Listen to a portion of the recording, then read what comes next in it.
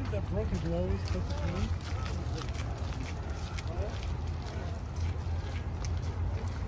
Sometimes I fear that I'm putting myself out there a little too much. Like, does anyone else do this? I met a friend at a death metal show in Bushwick. Her friend that she brought along, who I knew for all of 2 hours, heard I was in Seattle, mentioned that she met someone when she visited Seattle that was super cool and fun vibes.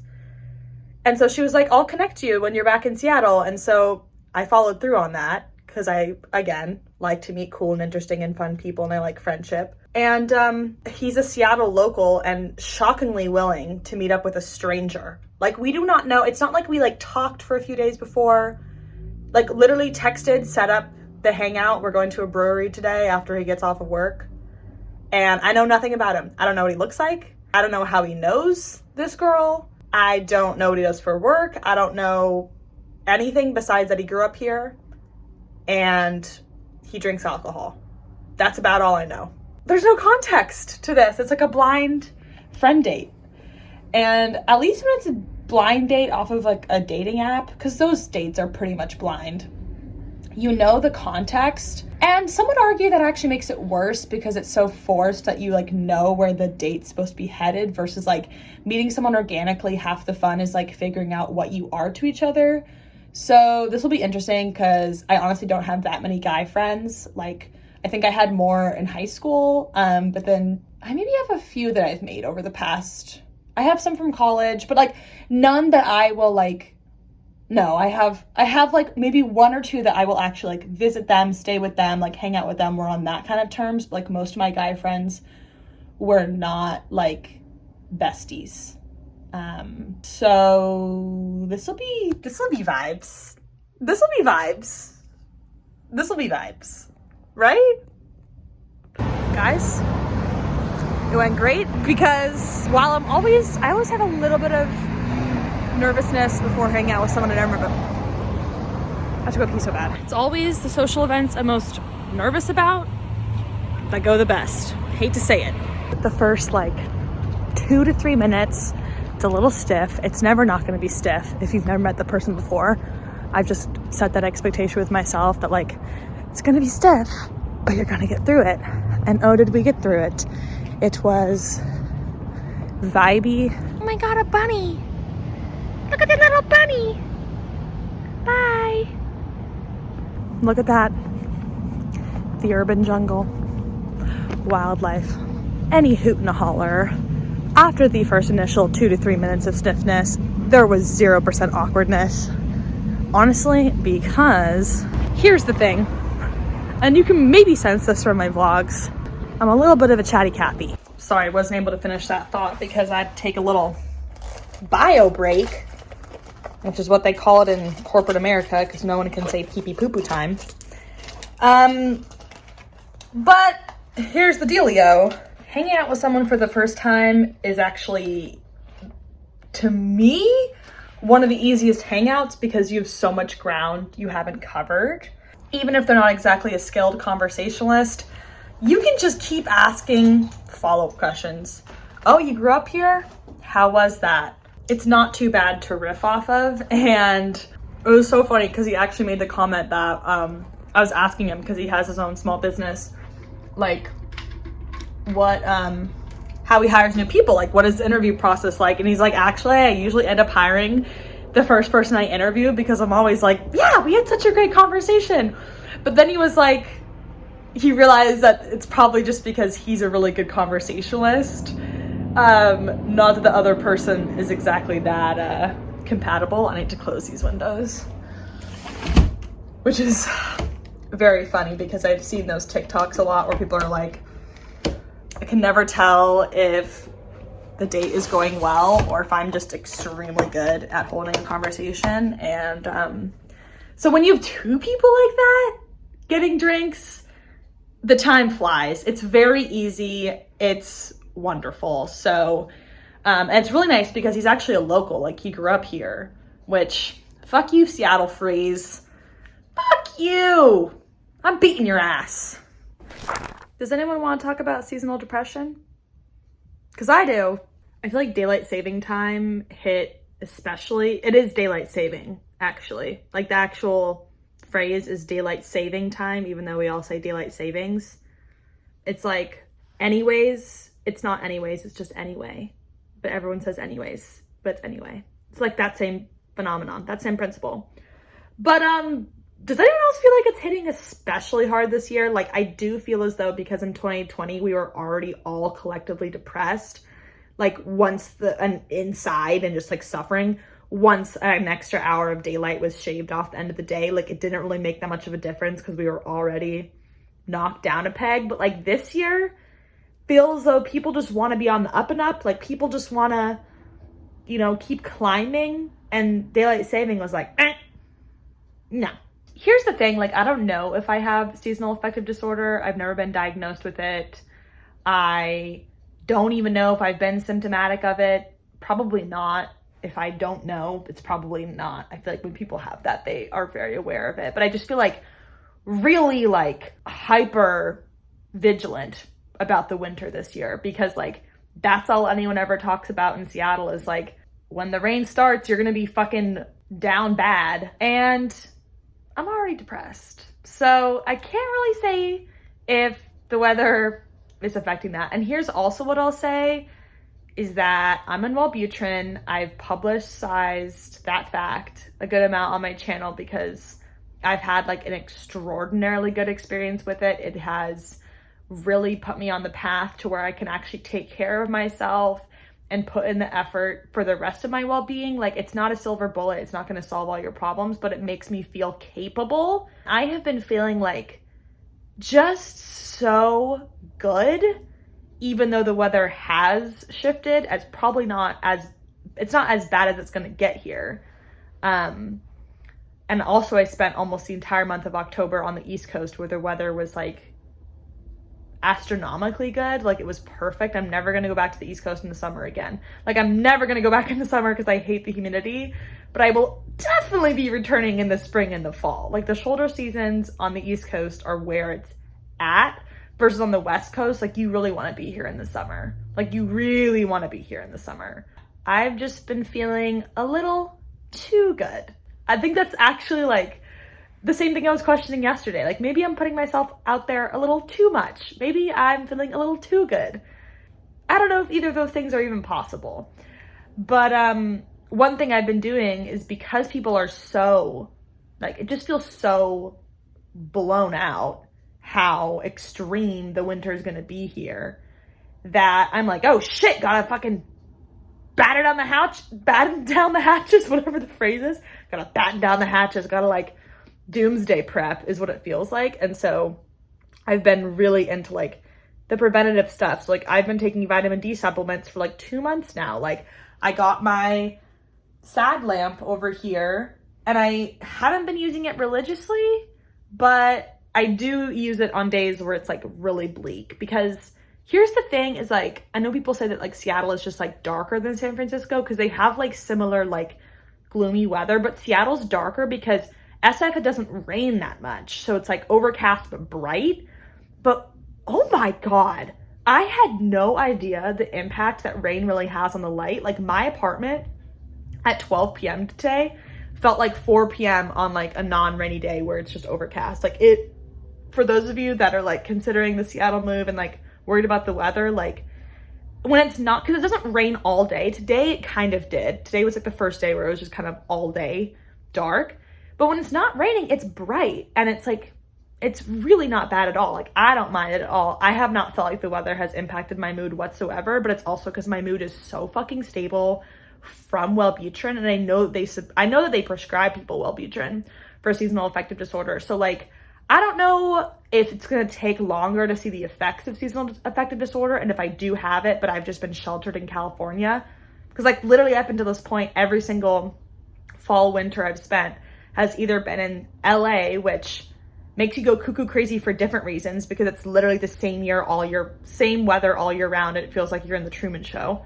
Like it kind of like rots your brain because you just like have no sense of time. Like very odd phenomenon. Like I wanted variety there. I was like, give me something different. Like I feel crazy. It made me feel crazy. the Bay Area, it's like, it'll get cold in the winter, like maybe like 60s. It's not really even that cold. Like maybe like high 50s, low 60s is like really kind of the worst you can expect it. But I look at the weather now and I'm like, no, it's like partly sunny most days. Like it's really fine. So like, I don't think I've been in the environments to even test whether I have this thing or not. So this year I'm like, I don't want this. I don't need another diagnosis. I'm already thinking that I might have sleep apnea. So like, did I talk about that already? I don't know, but like, we'll talk more about that if I haven't. We don't need to talk about my health and well-being every single vlog, but like, I don't know. Health scares and health diagnoses like do really weigh on you because it's something that like really could affect your quality of life if you figure it out and get the right treatment for it. But like I've been saying, the point of this little clip that I wanted to record is talking about like the ways that I have been trying to block and like hedge against seasonal affective disorder. So yeah, vitamin D, sad lamp, and coziness. So like, get those Christmas lights up, you know, get your little candles out. I've talked about artist dates on my channel plenty. I'll throw up a little description here because I don't want to explain it for like the 16th time on my channel. The other thing is morning pages, 3 pages, stream of consciousness every single morning. The idea is to do it before you do anything else, but ultimately I try not to be too hard on myself. So as long as I just do it once per day, I try to do it when I first wake up, but it's hard to do that. Yeah, for me, I've noticed I'm actually much more like creatively energized in the nighttime. And so that actually gives new life to the wintertime because you have more nighttime. So this might not apply to all of you, but take a census of like what sort of impulses you have at night versus daytime. Like maybe you do like working out at night better than the daytime. Maybe you like, maybe cooking is more fun for you at nighttime rather than the daytime. I don't know, but for me, it's allowed me to do a lot more creative projects. Like I rearranged all my shelves here, my little built-ins. I mounted this art piece. That's instant dopamine, my friends. Like that really is dopamine surge to work on little projects at night. And also think about like, I was thinking about making a little advent calendar for my friends here, like just doing envelopes with like December 1st, 2nd, 3rd, 4th, 5th. I don't know what I'd put in them because I was realizing very quickly that if I make little purchases, like even little chocolates, that could get very expensive very quickly if it has to be 25 things for like a few people. But how much would you love it if someone dropped off a little advent calendar for you so you had something to look forward to every single day and a reason to be excited when you wake up? Like, I just think that would be delightful if someone did that for me, and so I want to be that for somebody else. My mom used to do that for me when I was growing up, and like I think that's a lot of the reason why I have a good relationship with the winter time. Like I genuinely forgot how much I love this season because I think last year I feel like we didn't have any seasons because nothing felt different. It all just felt like one block. But this year it really has felt like a quarter. Like every season is a fucking season. Definition of a season is that it's a season. That's integral to a season, is it being a season. You know what I mean? Wintertime just gives me more license to like work on these little projects inside. And also like I really want to participate in the gift economy this year and make my gifts and participate in a little bit more of like slow living. I don't know. I'm at an age where like, you know, I have friends of like all different income levels, and honestly, some of them like are engineers. They can pretty much afford whatever they want for themselves. Like there's nothing I could buy them that they couldn't buy themselves. You know, like there's still thoughtful gifts you can buy people when they have that amount of money, but it's just, it doesn't feel right for some reason. I'm like, no. But then so I have friends of all different income levels, and so I'm like, it's just a lot more special to get something that is unique and like literally you create from nothing and is just custom for them. So I know what I'm going to do. I'm not going to share the idea yet, just in case any of my wonderful babby friends are watching. Not that many of my friends watch my videos, so it's not that big of a risk, but just in case. So consider that, like maybe you want to make gifts and like you actually kind of have to start now. Like This vlog is gonna be really delayed, but when I'm filming this, it's like mid-November. It's like, you kind of got to start now because it really is like slow living to make gifts. Like, it takes time. So I'm like, if I'm gonna do that, I need to take it seriously and start now, because there's some gifts I made for people that came like 3-4 months late because I just like couldn't get around to doing it. So build up your reservoir of projects. Like, I have had no shortage of things to do. I just feel very like, my life feels very full right now because I just have so much I want to do. Where's joie de viving over here? That's kind of what's happening in Casa Kath. I'll show. Hey, Chris. Hey, Andrew. That's my favorite corner in my apartment. Get in there. My favorite little corner in my apartment. Okay. Whilst I am on the topic of creative projects, I wanted to bring in my buddies over at Skillshare that are kindly funding my own Christmas gift adventures in multiple dimensions, one of which is providing the learning materials for my gifting activities.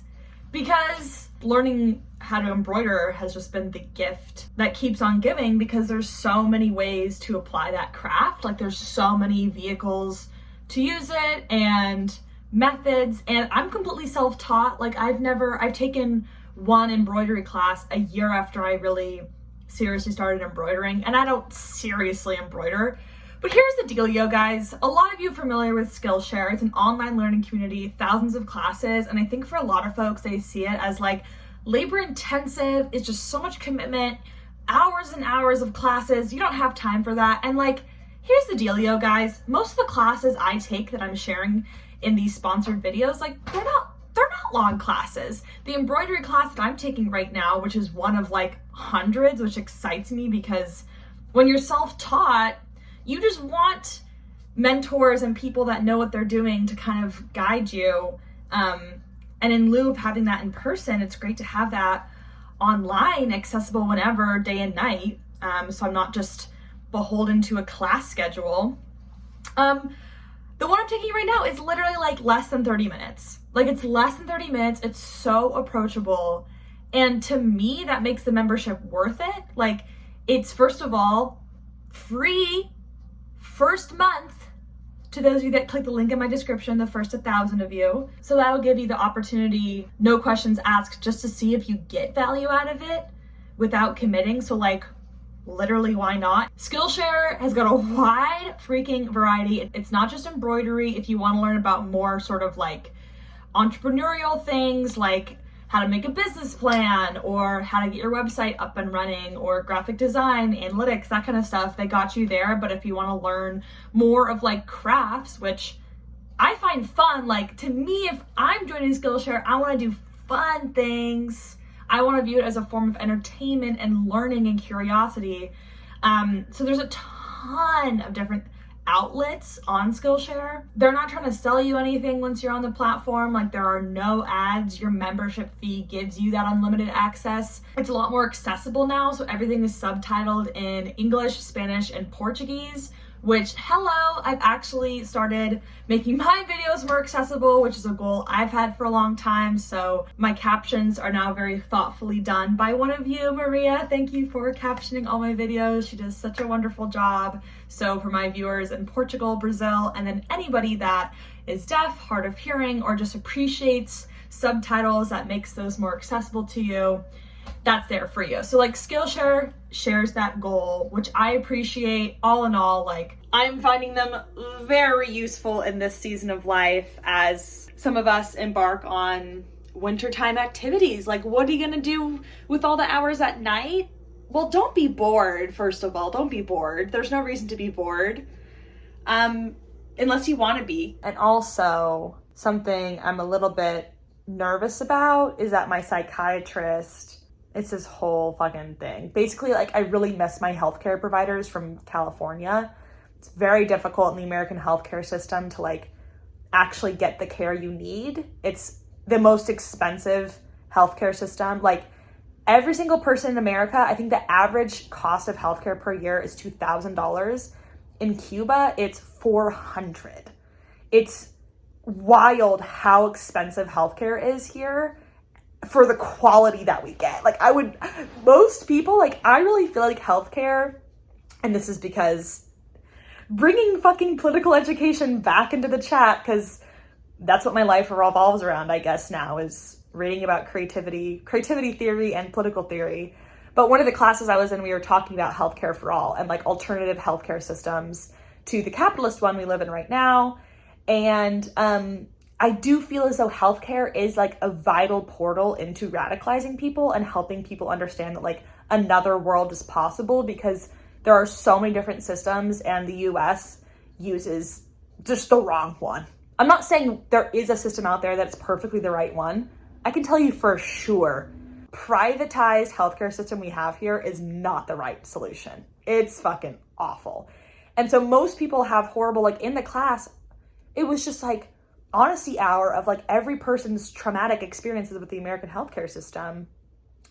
So anyway, in Cuba, it was $400. And I think the ratio is like in Cuba, it's like 55 people to every doctor versus in America, it's like 300. I'll fact check my ass on the other side of this, but it's wild, the relationship to medicine that they have there versus here. It's fucked up. Anyway, I miraculously found like amazing people to care for me in California that like, despite the obstacles in the system, like were able to really make me feel like seen and heard and understood and valued.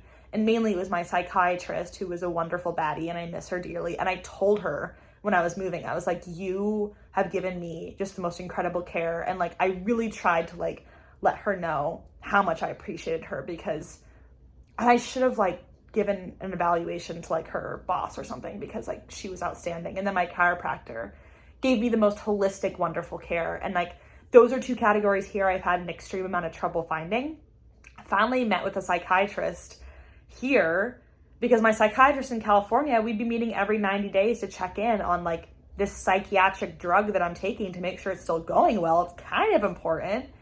And here I finally got to meet with the guy, and he's like, yeah, I actually really shouldn't even be seeing you right now. Like, we're really only supposed to be seeing people like in crisis.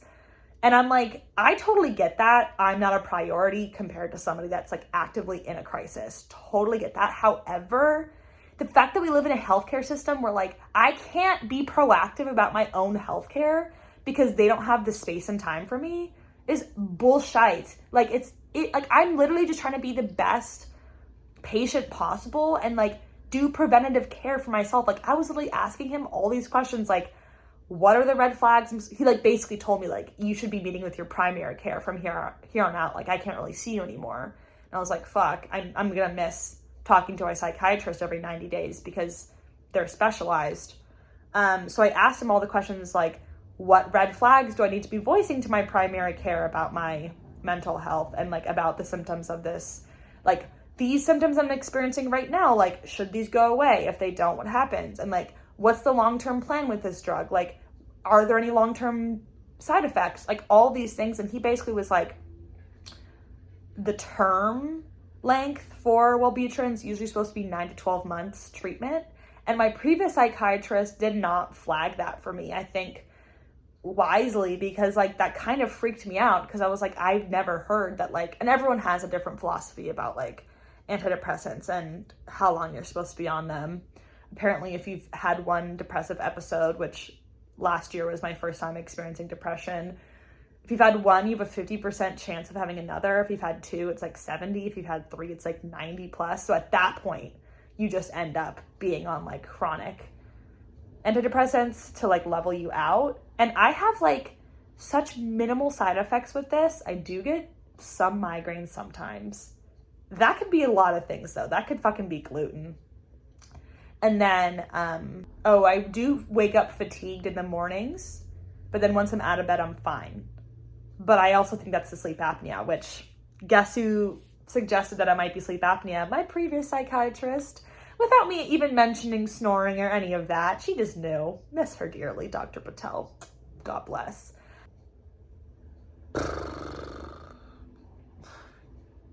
You don't need to hear about like my whole medical chart, but basically... I don't know. I love hearing about people's experience with antidepressants because I'm on them, so I think it's fascinating. But like, I feel so good that like I don't have any motivation to get off of this. And also, like, how do I know when the depressive episode is done if I'm literally on antidepressants blocking me from feeling depressed? Like, how do I know when the depressive episode is over and I can get off of them? Like, how is that supposed to work? So I'm like really like not interested in being proactive about getting off of them. And he also said there was no long-term downside to taking it. So I was just like, why would I get off of them? So we'll have to see if like me feeling so good in the winter is just the Wellbutrin, or it's the fact that like I have better care systems for myself, and I've put systems into place for myself that I'm just treating my body and my mind better. I hope it's that. Like, I hope I'm able to get off Wellbutrin and feel just as good. I almost wish someone would just like give me placebo without telling me. I think that would be the best solution, but that probably is, you know, a violation of some healthcare code. So that's my little check-in on how I'm liking the Seattle fall so far. Personally, I'm loving it, which probably sounds delusional, but like I am. And that's that on that.